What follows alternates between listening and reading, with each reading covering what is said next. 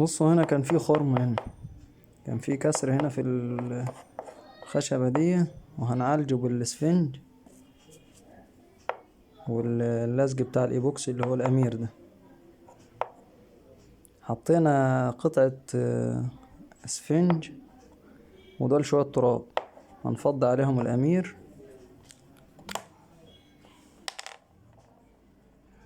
ونسيبهم لحد ما ينشف.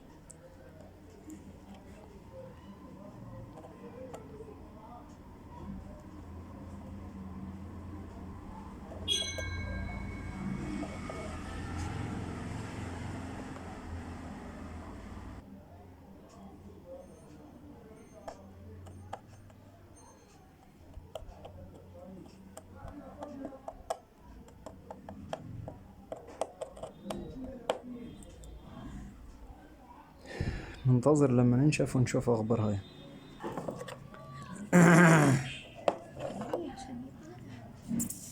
بصوا بعد ما جفت